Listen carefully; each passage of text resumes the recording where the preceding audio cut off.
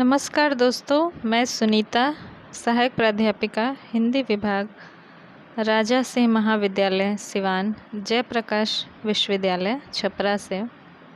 आज हम स्नातक द्वितीय वर्ष में हिंदी रचना पाठ्यक्रम में सम्मिलित रेखाचित्र, संस्मरण, रामा पर बात करेंगे। यह महादेवी वर्मा जी द्वारा रचित है। इससे पहले वीडियो में महादेवी वर्मा जी का परिचय हो चुका है। महादेवी वर्मा जी ने गद्य में रेखाचित्र, संस्मरण, लेख इत्यादि ही लिखे हैं। कहानी उपन्यास उन्होंने नहीं लिखा है। गंभीर गद्य के साथ साथ वो छायावाद की एक प्रमुख स्तंभ कवयित्री के रूप में प्रतिष्ठित हैं। रामा उनके बचपन की स्मृति है। महादेवी वर्मा जी के बाल्यकाल में उनके घर में एक घरेलू नौकर था जो बच्चों की देखभाल करने के लिए रखा गया था। महादेवी वर्मा और उनके भाई बहनों को उठाना, नहलाना, धुलाना, खिलाना, मतलब पूरी तरह से बच्चों की देखरेख करने के लिए उसे रखा गया था। उसी का ये संस्मरण महादेवी वर्मा जी लिखती हैं। इसकी याद भी उन्हें कब आई? एक किसी ऐसे ही घरेलू नौकर को उन्होंने देखा जो नदी के पुल पर बैठा हुआ और उसको घर से निकाल दिया गया था, नौकरी से निकाल दिया गया था।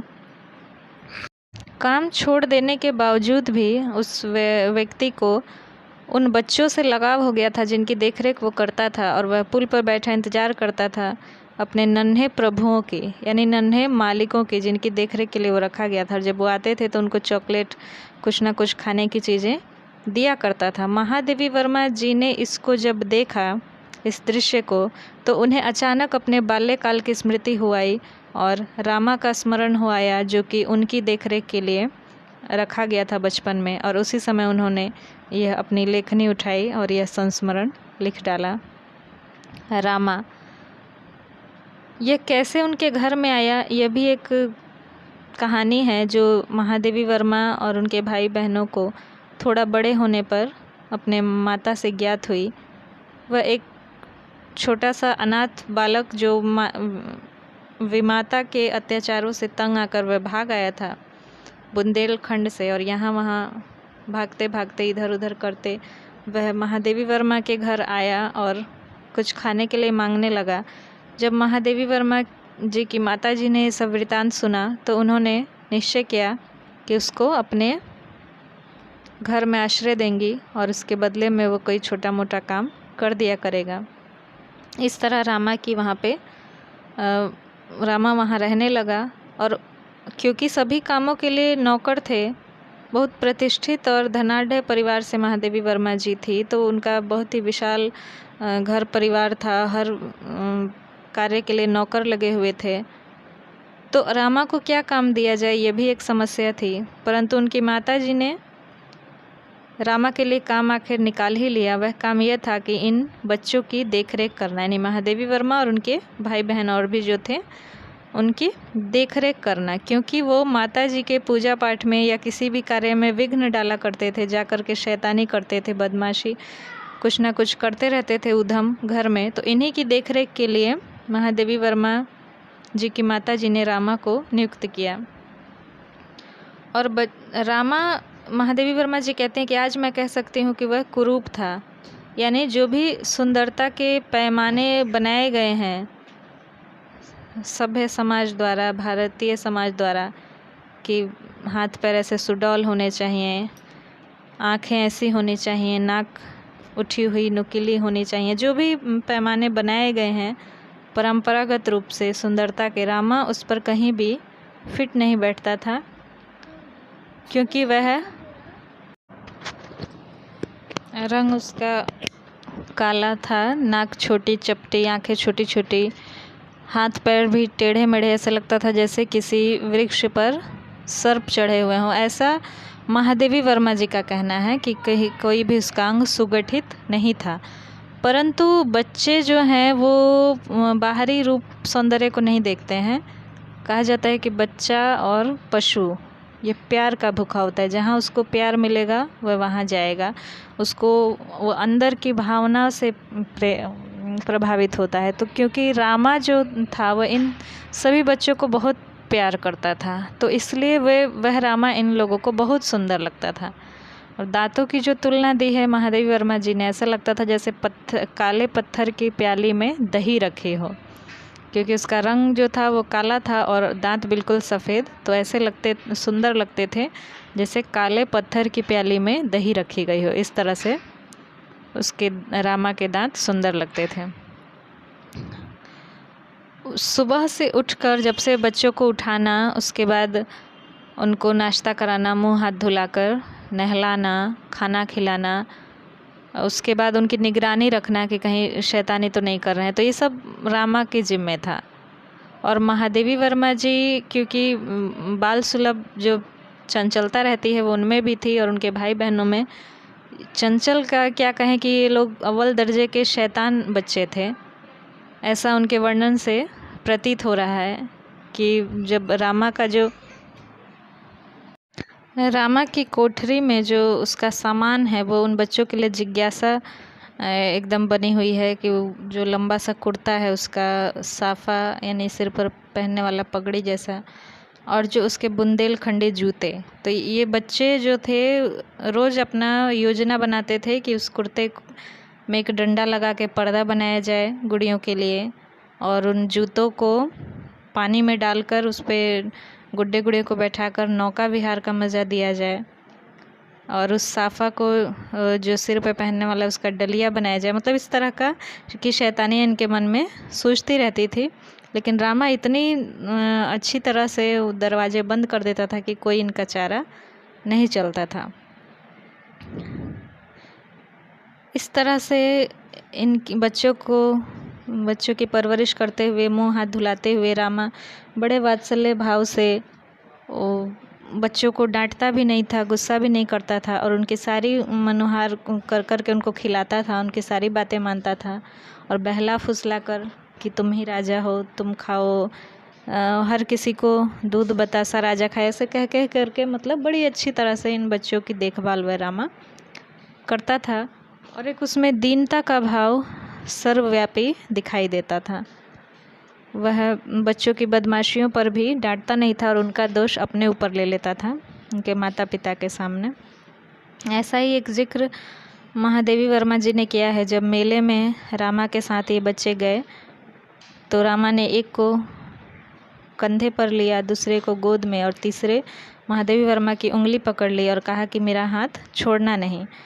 परंतु बदमाश बच्ची थी, शैतान बच्ची थी, तो उनके मन में आया कि हाँ, जिस समय उन्होंने कहा कि हाँ नहीं छोड़ेंगे, उसी समय मन में निश्चय कर लिया कि हम अकेले मेला घूमेंगे इनका हाथ छोड़ करके। और ऐसा ही किया महादेवी वर्मा ने। और अंत में जब भूख लगी तब उन्हें रामा की याद आई, और ऐसे में वह एक हलवाई से पूछते हैं कि तुमने रामा को देखा है, वह खो गया है। हलवाई उन्हें बिठा लेता है अपनी दुकान पर और खाने पीने के लिए चीज़ें दे देता है। इधर रामा एकदम बदहवास परेशान महादेवी वर्मा को खोज रहा है। सोचिए कि छोटा बच्चा गुम गया है, यही एक बड़ी ख़तरनाक बात है, वो भी मालिक का बच्चा।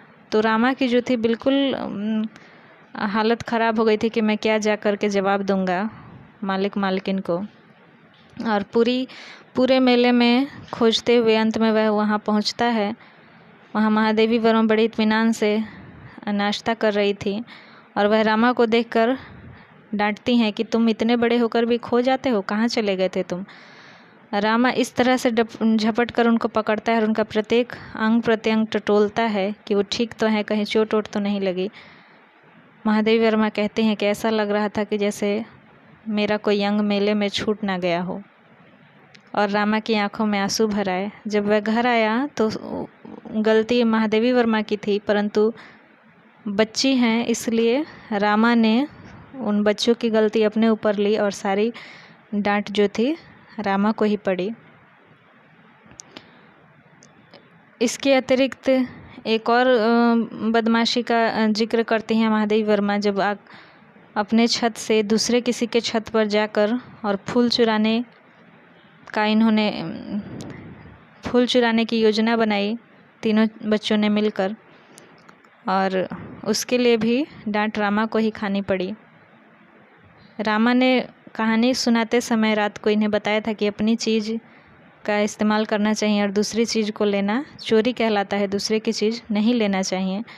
तभी इन बच्चों के दिमाग में खुराफाती आई कि क्योंकि दूसरे के आंगन में लगे हुए फूल पराई चीज़ है तो हम उसकी चोरी करेंगे, अवश्य करेंगे। क्योंकि रामा ने मना किया है तो उसको चिढ़ाने के लिए, खिन्न करने के लिए हम उन फूलों की चोरी करेंगे। और दोपहर में वह अपने छत पर जाकर और पतली सी एक दीवार से उस दूसरी छत पर कूद गए और नीचे जाने लगे फूल चुराने के लिए। तभी उन्हें कुतिया और उसके पिल्ले दिखाई पड़े, और एक पिल्ले को उठाकर जैसे ही ले आने के सोच रहे थे वैसे ही कुतिया ने बहुत शोर मचा दिया, भौंकने लगी, और मकान मालिक और मालकिन आ गए और इनकी चोरी का भंडा फूट गया। और बड़ी शान से ये बच्चे बोल रहे हैं कि हम फूल चुराने आए थे लेकिन अब पिल्ला चुरा कर ले जाएंगे। यह बच्चों की मासूमियत, चोरी ऊपर से सीना जोरी। तो इस गलती का भी जो दंड था या डांट थी, लानत मलामत जो भी थी, वो सब रामा को सहनी पड़ी। तो ऐसा था रामा। ये रेखा चित्र महादेवी वर्मा जी ने अपने बचपन के गलियों में जाकर के और उस लिखा है इस संस्मरण को। और रामा की जो दीनता है, क्योंकि वह अनाथ है और महादेवी वर्मा के माता पिता ने उसको आश्रय दिया है, तो वैसे ही उनके एहसानों के बोझ तले दबा हुआ है। दूसरा, वह उन बच्चों की देखभाल के लिए रखा गया है, तो बच्चों के प्रति वह एक उनको अपना मालिक समझता है और उनके प्रति स्वयं दीनहीन बना रहता है। और बच्चे भी उसको रामा कहते हैं और नौकर की तरह प्रेम उससे अवश्य करते हैं, परंतु उसको अपने पिता या माता की जगह नहीं दे सकते हैं। वह उनके लिए नौकर ही है, जैसा कि वो बचपन से देखते आ रहे हैं। तो ये एक उस समय की जो व्यवस्था थी, बड़े बड़े घरों में जो घरेलू नौकर रखे जाते थे वह बहुत ही ईमानदारी से अपना काम करते थे और घर के छोटे से छोटे प्राणी को भी वह अपना मालिक ही समझते थे। तो उसी हिसाब से बच्चों के अंदर भी वही चीज़ें, वही संस्कार आ जाते हैं, वही चीज़ें घर कर जाती हैं। इस रेखा चित्र में से अक्सर एक तो इसका जो रामा का चरित्र चित्रण बहुत महत्वपूर्ण है। और किसी भी का चरित्र चित्रण किसी का भी करना हो तो उसके बाहरी रंग रूप के विषय में बताना, उसके पश्चात उसकी आंतरिक खूबियाँ, कमियाँ जो थी वो बताई जाती हैं। तो रामा का बाहरी रंग रूप तो महादेवी वर्मा जी ने बताया ही है।